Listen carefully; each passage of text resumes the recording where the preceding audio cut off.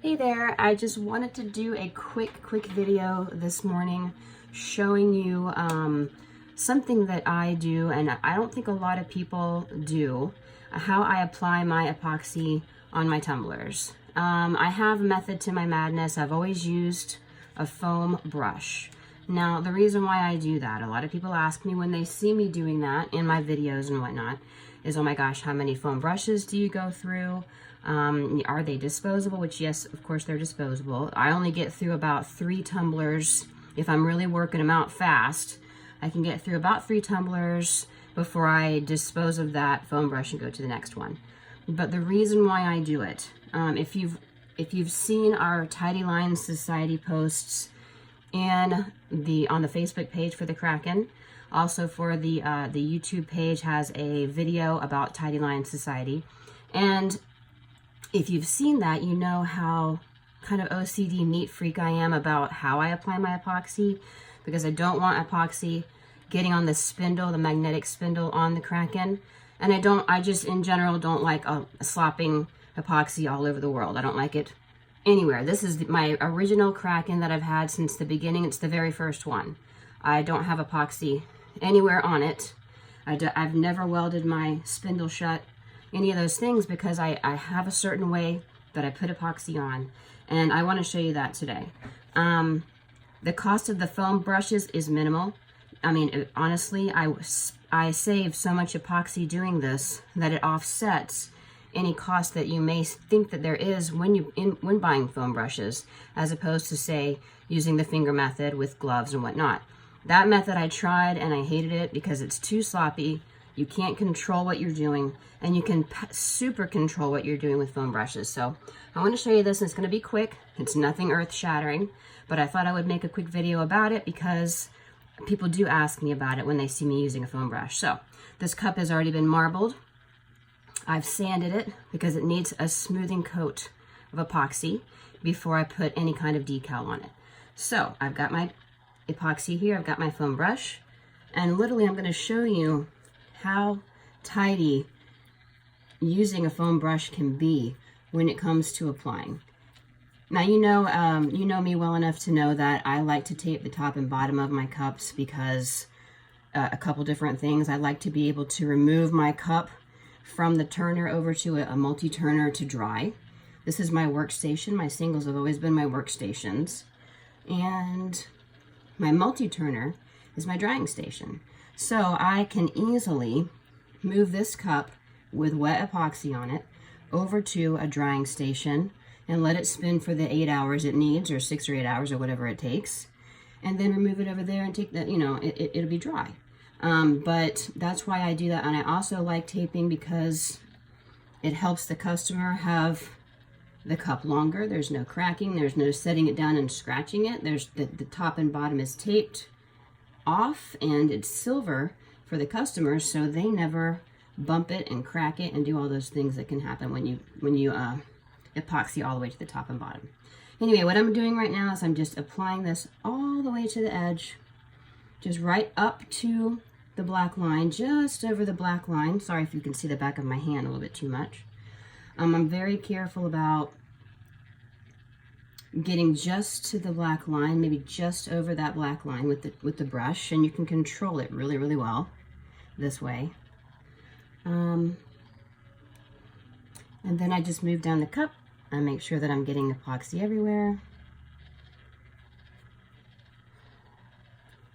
And this is just a smoothing coat. Again, it's not a super thick power coat or anything like that. It's not a flood coat like as if I were going to put the decal on. It just needs to be enough to smooth this epoxy out to set up for the decal for the next step.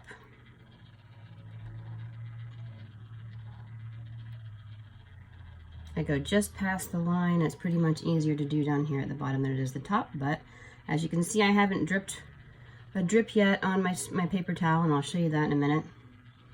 And then if you drip on the paper towel, it's no big deal. I'm just trying to show you that you do have 100% more control when it comes to putting epoxy on with a foam brush than you do any other method. But then again, I'm just kind of crazy OCD like that. I don't like epoxy all over the world. Now, when I marble a cup, it's a little bit different story because you do kind of dribble it across and there's more drips happening that way and you have to be a little bit more careful. But my clear coats, I never really drip. I'm trying to keep the back of my hand out of your face. Hopefully it's not too bad. And then once I get epoxy all the way around this cup,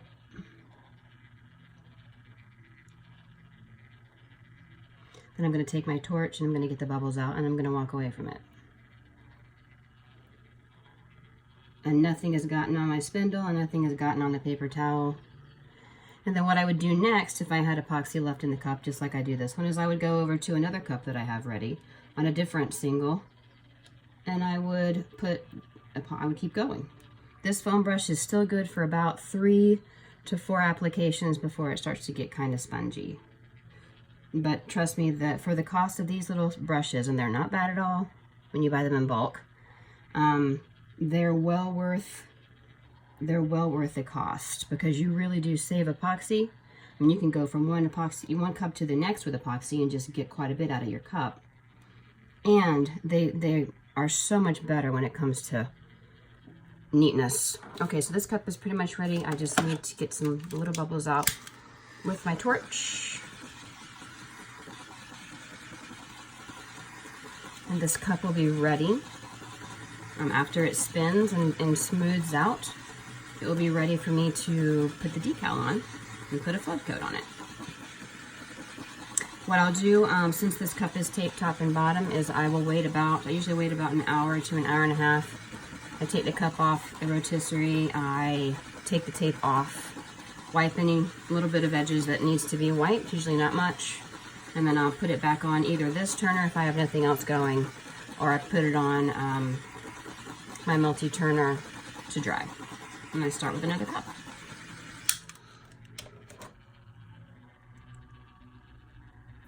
If you see something you missed, just go back and get it. And this cup is going to be so beautiful when it's done. It's a one of the tumblers I actually have on the YouTube channel here that you can watch being made, and it was really fun to make. It was a new method that I tried, and I really thought it was successful. So this tumbler is going to be so pretty when I get someone's name on it or a design on it or whatever the customer wants. And no, I can't keep it because I can't keep all my beautiful cups I want, but I wish I could. But I love making them anyway. One more time with the torch just to get all that out.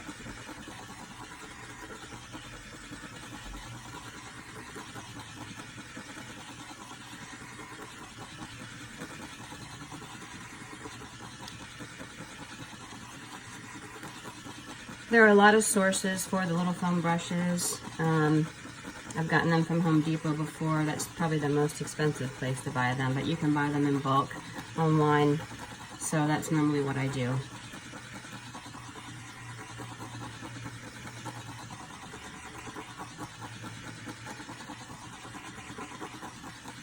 And that's it. Thank you for watching. And if you have any other questions, just give me a contact. The Kraken Mini Facebook page, or you can like this video and contact me via YouTube. Thank you.